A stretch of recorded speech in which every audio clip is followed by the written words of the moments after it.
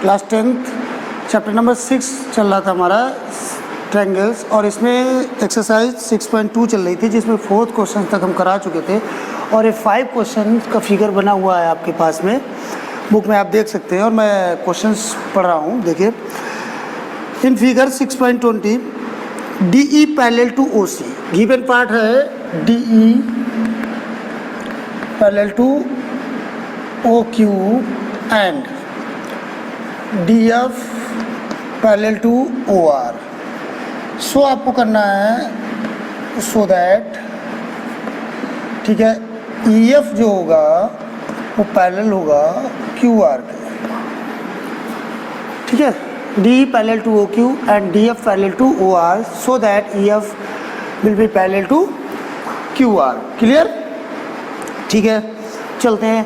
अब हमें देखिए DE पैरेलल किसके दिया गया? OQ के, DE, ठीक है, DE पैरेलल OQ। तो हम ये वाला ट्रायंगल ले लेते हैं, in triangle POQ, in triangle POQ, ठीक है, in triangle POQ ED parallel to OQ, ED parallel to OQ। जब पैरेलल होता है तो क्या PD,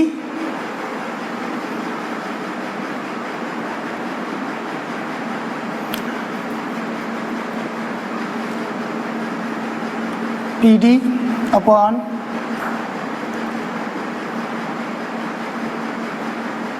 OD इक्वल टू आएगा, इधर आपका P upon EQ, PE upon EQ, equation 1। अब आ जाइए दूसरी, DF parallel to OR, DF OR के पैरेलल है, तो in triangle POR DF parallel to OR given है, ठीक है। अब इसमें आ जाइए DF पैरेलल टू OR है, तो PF upon FR, PF upon FR equals to PD upon DO, PD upon DO।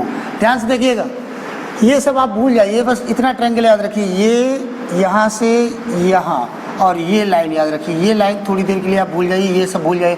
तो ये अगर इसके पैरेलल है तो पैरेलल में क्या होता है? By BPT, basic proportionality theorem से क्या होता है, अगर कोई लाइन थर्ड लाइन के पैरेलल है तो इनका रेशियो क्या होता है? अदर टू लाइंस का रेशियो सेम होता है।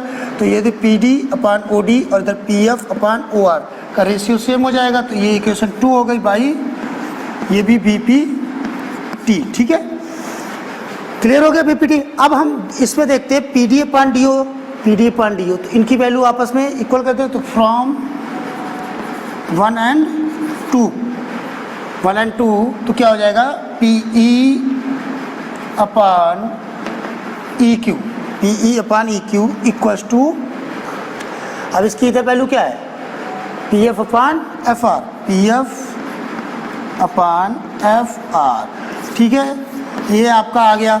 अब इसको क्या करना है? EF parallel to QR। अब ये आ गया तो बाई CBPT, CBPT पता है क्या? Converse of basic proportionality theorem. Converse का मतलब ये होता है, 2 थ्योरम मैंने बताई थी आपको।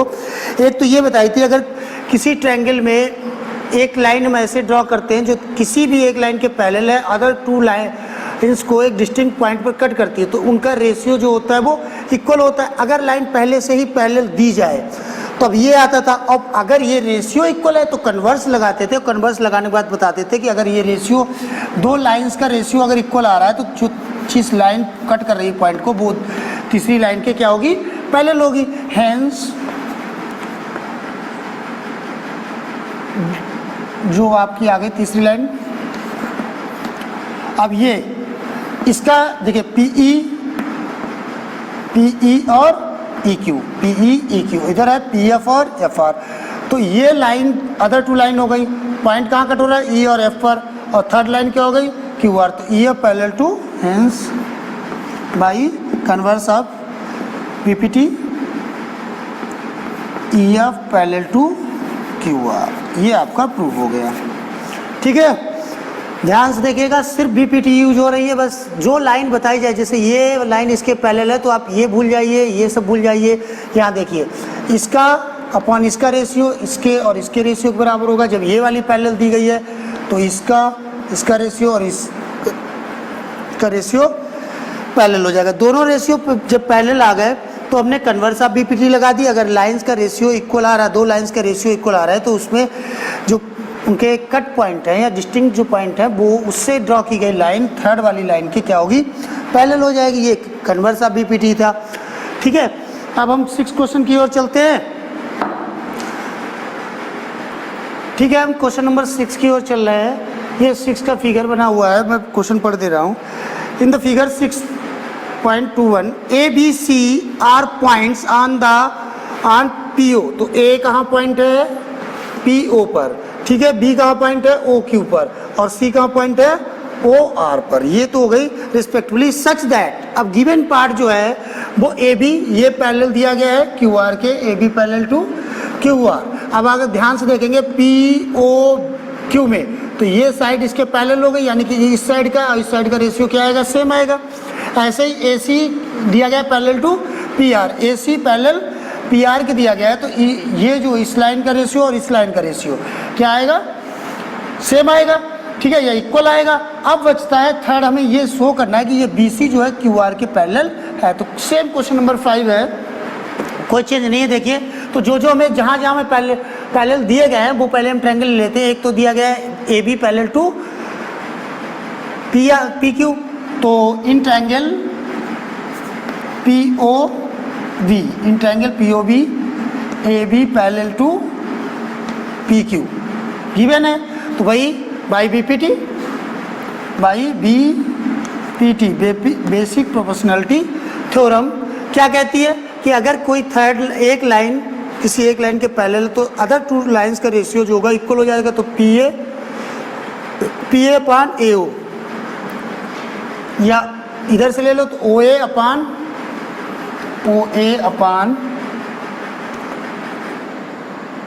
PA equals to OB upon BQ। First line हो गई। ठीक है, सेकेंड आते इन ट्रायंगल। अब किसका दिया गया है, AC parallel to PR, AC parallel to PR, तो POR लेते इन ट्रायंगल POR। ठीक है, AC parallel to PR given part है। ठीक है, तो वही लाइन का रेशियो क्या हो जाएगा, इक्वल हो जाएगा। OA अपान PA, ये वाली लाइन इसके पैरेलल है। ये सारा फिगर भूल जाइए, फिगर इतना सिर्फ आपके पास बचा है। ठीक है, ये मैं बनाया दे रहा हूँ, इस तरीके से फिगर आपके पास सिर्फ बचा है। ठीक है, ये P है, ये R है, ये O है, और ये C है, और ये A है। तो AC हो गया, तो OA का रेशियो और AP का रेशियो, इधर OC का रेशियो और AR का रेशियो। तो OA अपान AP और OC अपान CR क्या हो जाएगा, दूसरी क्वेश्चन हो जाएगी बाई बोल दिया करिए BPT। ठीक है, अब इन दोनों लाइन को हम ले लेते हैं एक साथ, इन दोनों लाइन को एक साथ ले लेते हैं, क्योंकि OA अपान PA क्या है, दोनों में कॉमन है, तो दोनों की वैल्यू एक दूसरे के बराबर हो जाएगी। तो from 1 and 2 OB upon BQ equal to OC upon CR, change कर देते हैं, तो ये हो जाएगा BQ upon OB equal to CR upon OC। अब ये क्या हो गया कि दो लाइन का रेशियो क्या है, इक्वल है, तो वो लाइन आपस में क्या होंगी, पैरेलल होंगी, थर्ड लाइन के पैरेलल होंगी। तो ये by CBPT converse of basic proportionality theorem हमें क्या मिल जाएगा कि जो साइड BC है वो पैरेलल टू QR होगी। अब मैं फिर थोड़ा फिगर की तरफ चलता हूँ। अब ये बीच का सारा मटेरियल आप भूल जाइए। ठीक है, अब ये हमने ले लिया OBQ, तो एक तरफ तो OB अपान BQ था, एक तरफ OC अपान CR था, OC अपान CR। तो ये लाइन क्या करेगी, ये लाइन किसके पैरेलल हो जाएगी, ये लाइन BQR के पैरेलल हो जाएगी। ठीक है, तो क्वेश्चन नंबर 6 हमारा फिनिश हो गया। और ठीक है, अब हम क्वेश्चन नंबर 7 की ओर चलते हैं। क्वेश्चन नंबर 7 में लिखा है यूजिंग द थ्योरम 6.1 यानी कि BPT basic proportionality theorem prove that a line drawn through the mid point of one side. ये ट्रायंगल हो गया और मैंने ए बी का मिड पॉइंट क्या ले लिया, डी, और डी से एक लाइन थ्रो हो रही है पैरेलल टू बी सी लिखा है। One side of a triangle parallel to another side bisect the third side. तो अगर मैंने इसका बहुत ध्यान से ये फिगर समझिएगा, ये पूरी थ्योरम इसी पे डिपेंड है। अब ये लाइन एक ट्रायंगल ले लिया, उसकी वन साइड का mid point of one side through a line of mid point of one side parallel to third side, क्योंकि सेकंड ये हो गई थर्ड साइड के, वो सेकंड के पैरेलल ले गए और थर्ड को ये शो करना है कि ये जो है ई जो पॉइंट है ए ई और ए सी के बराबर, मतलब मिड पॉइंट होगा, इसका भी ये मिड पॉइंट होगा। बाइसेक्ट का मतलब आधा आधा करेगी, मिड पॉइंट होगा, ये थ्योरम है। तो ये मुझे मिल गया। एक चीज़ तो ये दी गई है कि D is a mid point, D is a mid point of A B. पहली चीज़ तो ये हो गई, यानी कि आप कह सकते हो A D equals to D B. अब मैं इसको इधर लाता हूँ, A D upon D B equals to क्या हो जाएगा, 1। ये इक्वेशन पहली हो गई हमारी। ठीक है भाई, इसकी मल्टीप्लाई में 1 होगा, ये हम नीचे लेगा तो A D upon D B बराबर क्या हो जाएगा, 1 अपॉन 1 भी लिख सकते हो। ठीक है, उसके बाद में अब ये है दूसरा पॉइंट में ये बताया गया है कि जो डी ई थ्रो होगी वो पैरेलल होगी, डी ई पैरेलल होगी, ये भी गिवन पार्ट होगा।